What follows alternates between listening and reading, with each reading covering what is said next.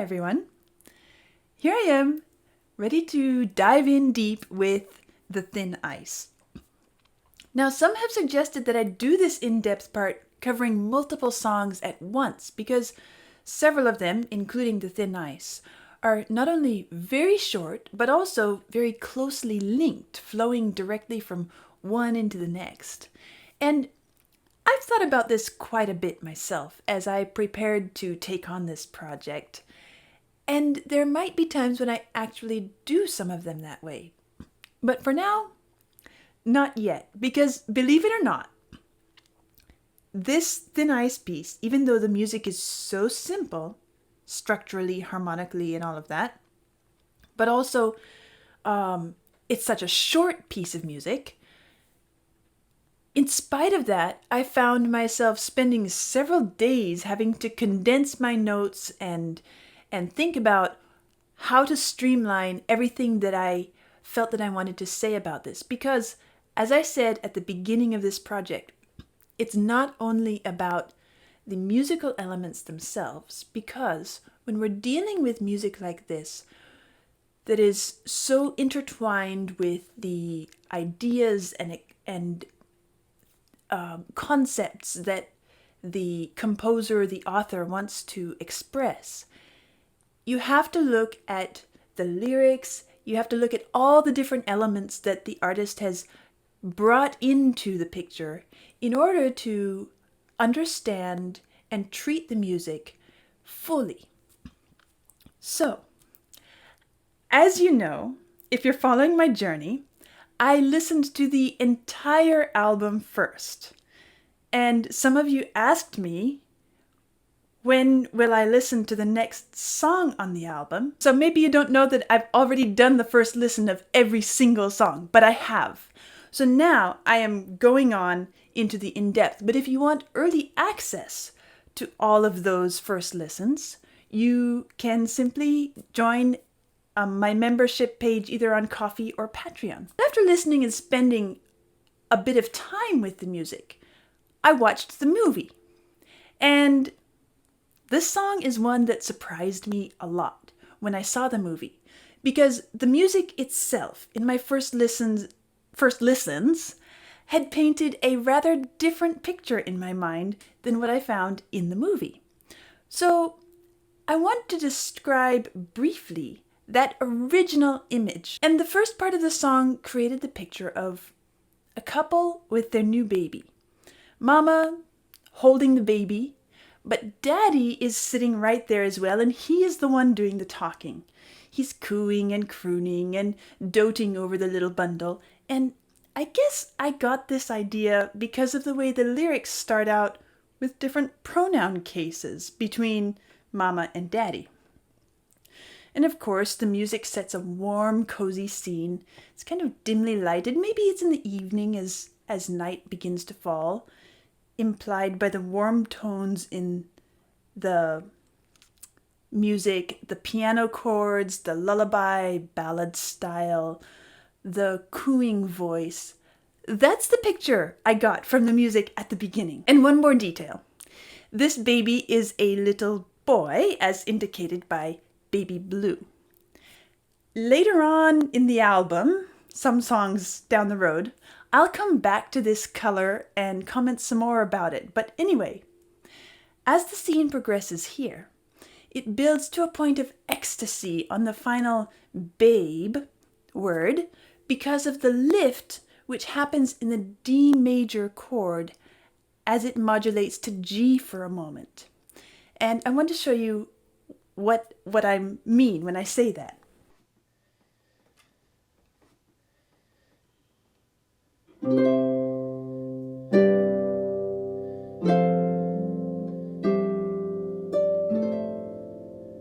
And then it goes on.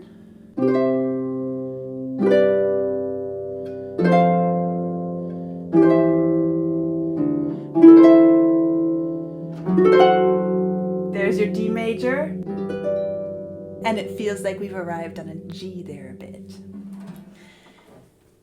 It's like a wave of happy emotions swelling up in that moment where I called out the D major. But it doesn't last. There's another element that enters right at this peak of happiness, introduced by the sharp, glass shard, icy cold piano chords. When I first heard the song, I thought that the voice entering was one of the parents speaking. But by the time I got through the entire album, I decided this voice represents the now grown baby reflecting back on the beginnings of his life. But regardless of whose voice it is speaking, this next verse hits me hard even now every time I hear it. I had also built a picture in my mind about this verse too, which featured a young man, maybe a young father, starting across a frozen lake. The picture in my mind was a barren, desolate scene. And then the ice cracks. He falls through, and he's madly, frantically trying to extricate himself. But the ice keeps breaking as he claws at it, and the guitar solo at the end is the representation of the fear and terror referenced in the lyrics just previous, which such an experience creates. That's a brief sketch of what formed in my mind as I listened to the music the first few times. So you can imagine my surprise when I watched the movie, because it portrays a very different picture. Actually, I thought the first half was incredibly eloquent, setting the wartime casualty scenes as the backdrop for daddy's affection and love for his baby. I mean, that's such a powerful stacking of ideas. But the second half pushed it even further. And I'm not totally sure why they didn't choose to stick with the thin ice imagery of the song.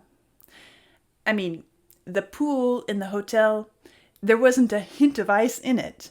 And I personally think that both the lyrical description in the song, as well as the musical imagery that supports this idea of ice in the music, is incredibly apt and expressive. So to me, that part of the movie almost feels like it missed an opportunity. Although, the rapid changing movement in the pool scene as the pictures are sliding along the screen does create a sort of illusion of ice. And on the other hand, this scene in the movie gave me additional ideas, which I also want to share a little bit. But first, let's go back to the beginning and examine the song a bit more deeply. So, The Thin Ice. I'm always interested in song titles whenever they are not merely the opening lines of a song, because it often gives clues about where the composer or author wants to send our attention. Here, we have The Thin Ice, not merely thin ice. And sometimes I found myself shortening it to say thin ice, and then I realized, the thin ice. Which thin ice? The. That one. Maybe it's significant, or maybe not, but as we go through this song, I think it's worth it for us to be attentive to this little detail. It might have something for us. Now, during my first listen, I mentioned the musical term segue. Don't get hung up on it. It's merely an Italian term which we musicians commonly use and means to go straight on to the next part without a break. Effectively joining two movements, two songs, or otherwise distinct musical sections into one single experience. And the reason I mentioned it is because this is what is happening here, since The Thin Ice is a direct continuation of In the Flesh. Not only musically, but lyrically as well. It feels a bit like we're turning the page to the next chapter of the book, but not quite so. Why didn't he leave a space between the two as he did between some of the others later on in the album? It's because we do turn the page, but we don't really go on to a new chapter yet.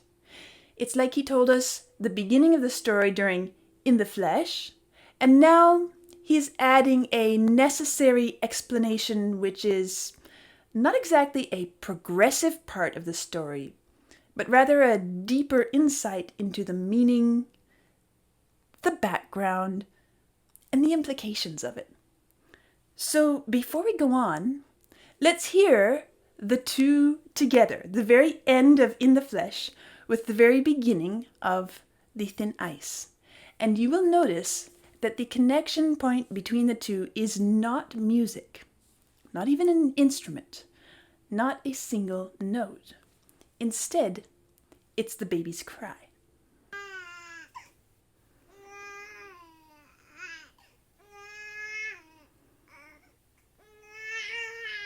The beginning of the baby's life is the topic, the focus, the core of both of these songs.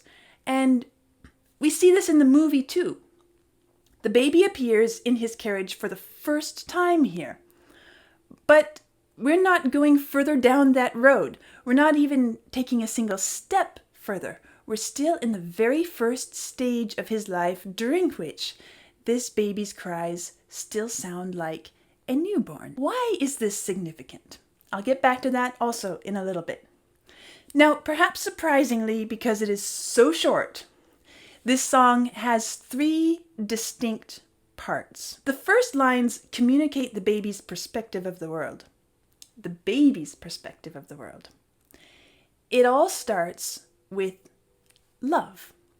The music in this first part of the song is soothing, doting, almost lullaby style.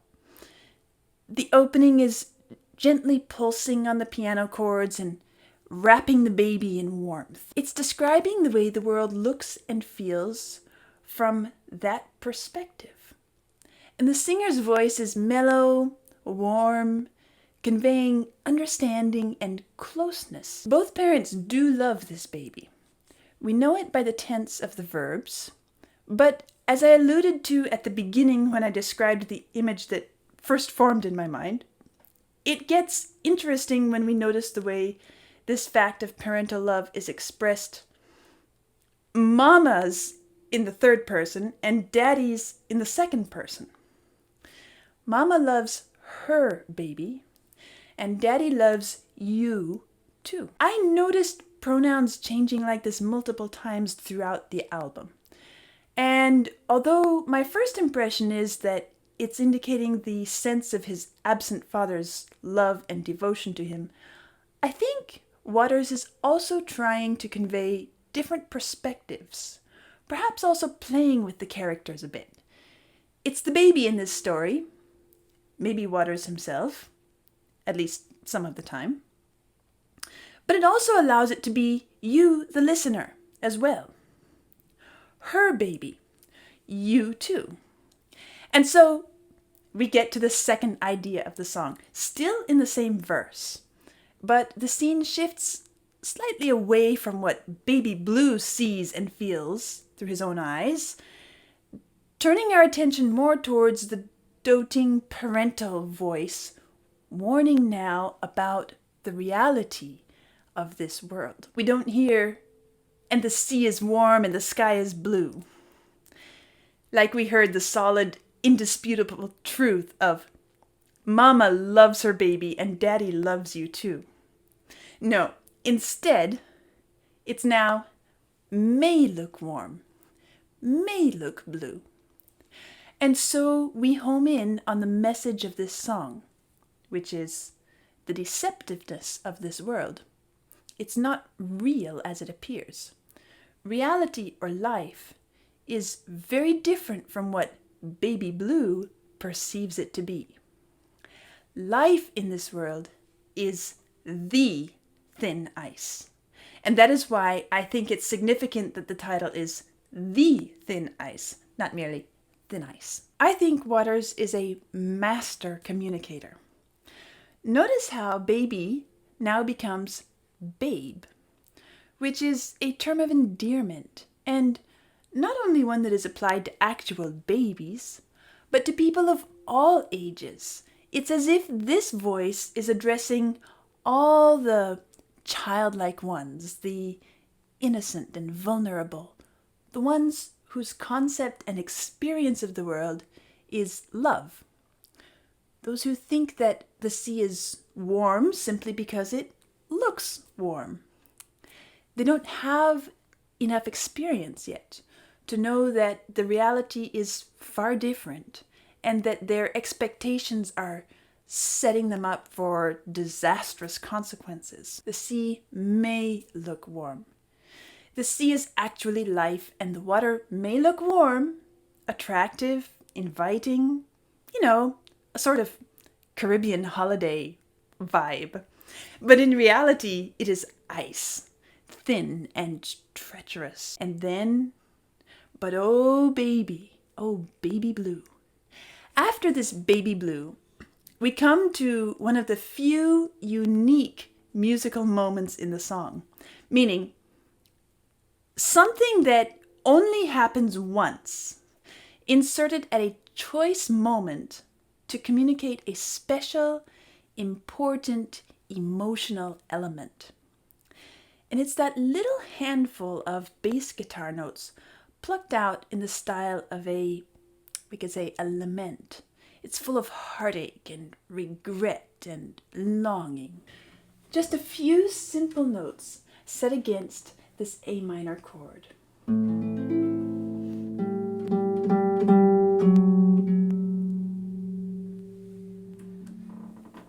When working with minimal musical content, as in this song, it's important to remember that in most cases, less is more, and so it is here. These few notes are all that is needed to heighten and intensify the emotional power of this moment. We can't exactly call them non-harmony notes because the G stacks into the A minor chord to create an A minor 7.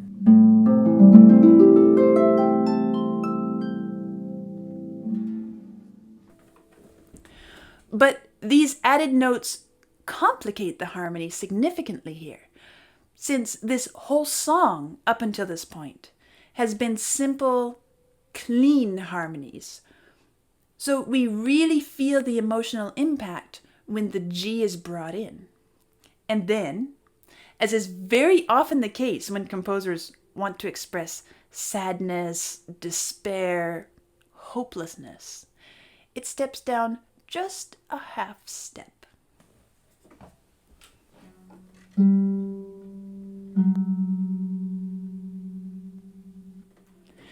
And we imagine we've heard a sort of harmonic resolution, but instead it actually becomes more dissonant. So here's my simple A minor. Here comes the G. And here's the F sharp, the half step lower. And if I play these as chords, you'll hear A minor. It's mellow, it's melancholy, but nothing really traumatic. Here's the G added in, thicker, more complicated. And there is that F sharp.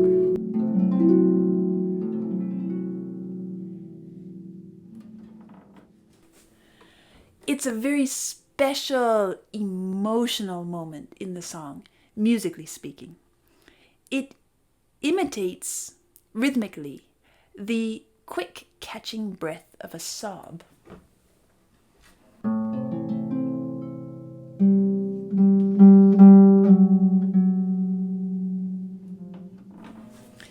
And then we arrive at the next line. Oh, babe. I showed you a bit ago how it swells up in a wave of happy emotion in the harmonic scheme on the last babe. But listen carefully to his voice when he articulates this word babe, and you will also hear heart-rending desperation. So again, here's the final Oh Babe, where we have A minor, and then we go to our D, and then we go to the G, And when we put that in with the melody, which is, then we end up with something that sounds a bit like this. And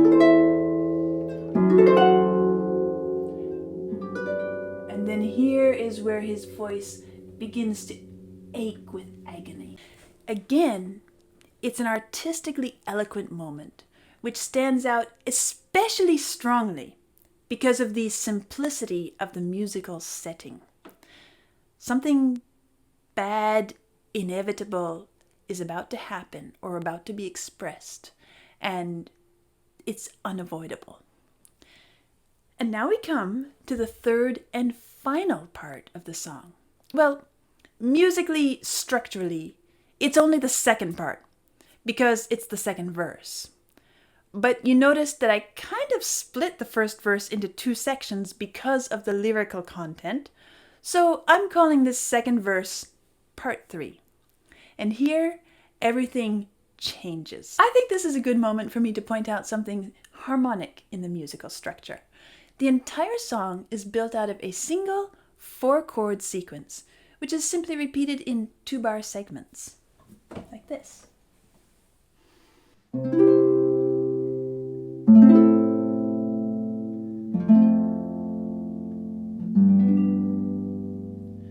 Those are the C chord, A minor, F,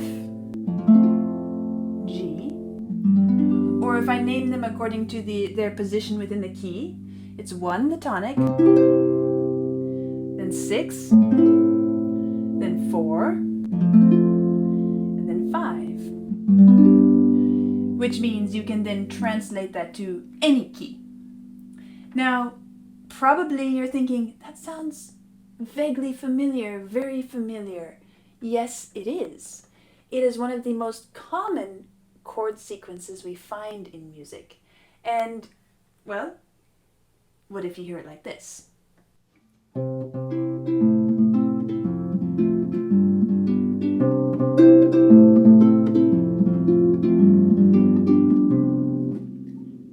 That's the same set of chords.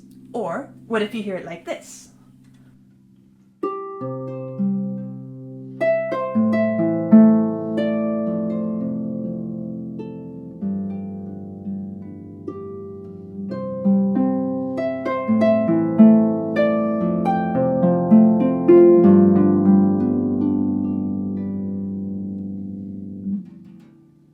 That's how natural and native it is to support melodic lines. Yes, there are a couple places where there's a slight variation or addition. For example, that D major that I pointed out a little bit ago. But overall, this is the foundation for the entire song. So, the expressive and artistic elements of the music don't come from harmonic or motivic development. Rather, its eloquence lies in the choice of instrumentation and the expressiveness of the singer's voice. Voices. There are 2 singers here. Speaking about chords, harmonies, and music theory, I want to mention that if you want to support my journey on this channel and at the same time learn more about music theory and composition techniques, even if you're a total beginner, check out my membership community on Patreon or Ko-fi, where I am presenting a music theory course designed to take absolute beginners all the way to the point that they can write and arrange their own music, understand all music better, and even unlock some of the classical music world. So here we are at the beginning of verse 2, which, believe it or not, is built on the exact same set of 4 chords and the same melodic design as everything that has come before. But it sounds oh so different. Starting with little icy cold glass shard-like chords on the piano, the entire scene shifts. It's no longer the world through the baby's eyes.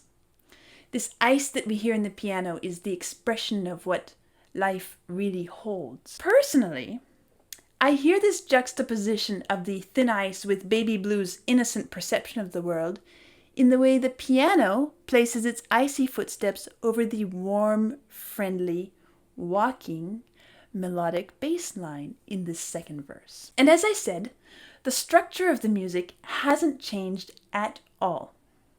Both verses use the exact same chords and melody, just as the world itself is not physically different. It's all about experience and what we perceive of the world based on our experiences. The music does not convey how life appears to the inexperienced anymore in this verse, but rather the perspective of one who has lived in the world and felt its brutal side. The voice changes to a sharp, cynical, sinister, bitter quality, while the piano continues to tap out its ice chunk footsteps. Ding, ding, ding, ding. Now, in the movie, we see Pink's chaotic hotel room, the TV, both a symbol of modern life as well as a throwback to his childhood via Tom and Jerry, and finally, Pink in a pool, while the voice begins, "If you should go skating on the thin ice of modern life." So I think I'm right to say that this bitter voice is the grown baby looking back at what life has done to him. And it's not a nice, easy, pleasant floating on a warm sea, but a treacherous skating. Personally, I wish the movie would have somehow utilized the symbolic ice that we find both in the lyrics and in the musical setting. Instead, we see a more concrete representation of modern life. A fancy hotel room with a pool, city night lights, the spinning hotel ad. But actually, it works quite well, although it places the music more in the category of movie soundtrack, rather than making it the focal point in this scene. But this really is modern life, and to get through it, you have to skate, which requires practice, skill, effort, risk. And I'm not going to delve deep into the lyrics here because there's so much that I could say about them, but it would totally derail us from looking at the musical elements. And I also think that if this song speaks to you, then you already have a good grasp of the depths of the lyrics. With phrases like silent reproach of a million tear-stained eyes, or with your fear flowing out behind you. But I do want to mention the one thing which I didn't catch in either the music or the lyrics, but the movie portrayal brought it to my attention. And that is the way in which fear is equated with blood. I think this is really an interesting concept because blood is commonly used in art to represent life, the life force, being alive. And traditionally, when we see blood flowing out, let's say in a painting, we understand that life has been lost or is being lost. Here it's a bit more complicated of a representation. But I take it to be telling us that fear is the life that pulses through him. Fear is what is running through his veins, and that is what flows out of him as well, with your fear flowing out behind you. It adds yet another dimension to this line of the song, which I think is worthy of its own exploration. One of the things I love about this verse is how the voice not only carries such a well-suited tone for the character of the music, but also how he articulates specific words and consonants with special sharpness and acerbicism. It's a wonderful study in the effectiveness of interpretive performance elements. Because, think about it. Try to imagine this verse being sung by an ordinary singer, someone with a fine voice but without the commitment and investment in the interpretive elements that we find here. And you'll recognize that this could have turned out to be an incredibly bland song. But instead, it cuts us to our core. Pay attention to the musical elements in this verse. There are no drums during this verse. It's only the icy, sarcastic voice and the cold ding, ding, ding of the piano and the mellow bass guitar.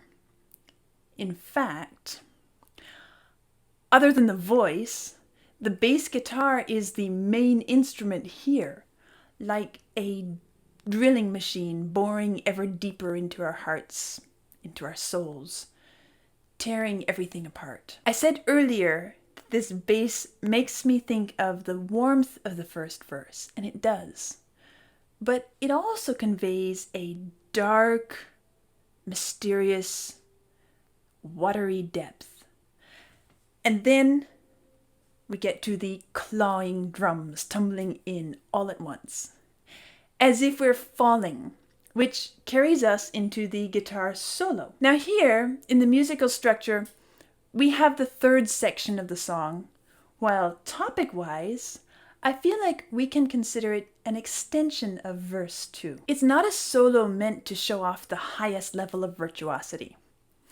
Rather, it's a musical development of the emotional content of the verse which just came before it. We are seeing this person struggle in the icy water, unable to extricate himself, while his fear turns to despair and the end is inevitable. One of the things that is worthy of notice in this final section is that the main riff or motif of the guitar solo is drawn from earlier in the song.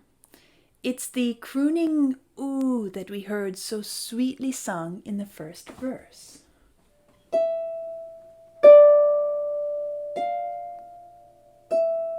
But now it returns with as the desperate cry of the babe trapped in a fatal situation.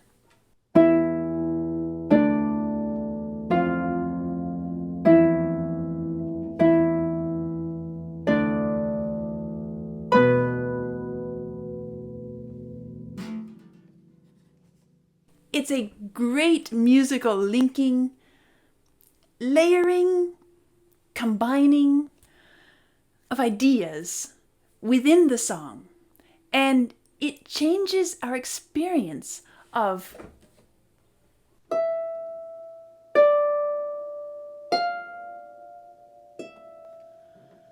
oh babe.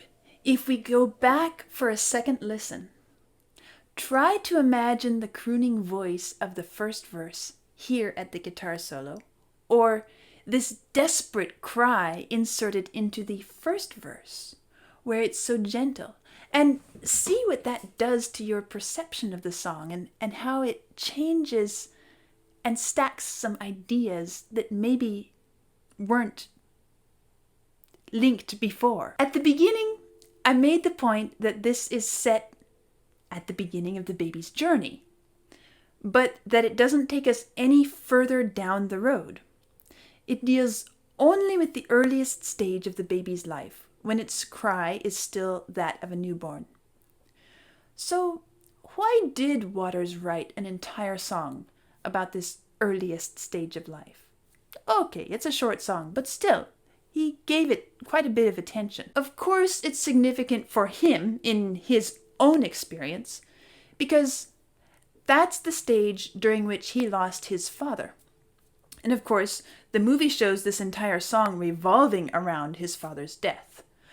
But if we step back a bit, broaden our view, and look beyond the autobiographical story, we can again recognize the applicability of this in so many different contexts. As a music teacher, I find myself relating to it through the eyes of young musicians who have dreams of becoming great performers, and the special care which needs to be taken to not place them out in the performing world too soon, too young, too unprepared. I've seen it, and I can't express how devastating it is to watch a promising young child pushed towards stardom by an overambitious parent or teacher.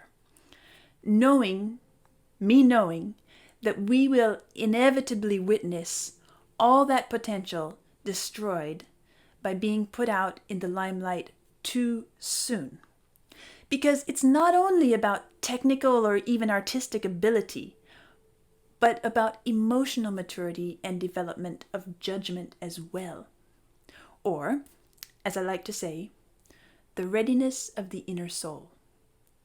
As we all know, the rarest and most exquisite flowers are also the most fragile. And while I am acutely aware of this in the world in which I live and work, my field as a teacher, as a musician, as a performer, it has universal applicability to your child, your friend, your spouse, or to you. If we truly care about someone, we should be sure to nurture that inner soul and don't send them out into the world without the preparation they require to deal with its cruelty. Because otherwise, we'll see the same crippling cycle continue, walls being built, lack of judgment on the thin ice, inability to cope when things go wrong. As humans, we should cultivate and nurture and support the things that are most precious in humanity, the things that make us human, so that it doesn't have to end like this. I'll see you soon.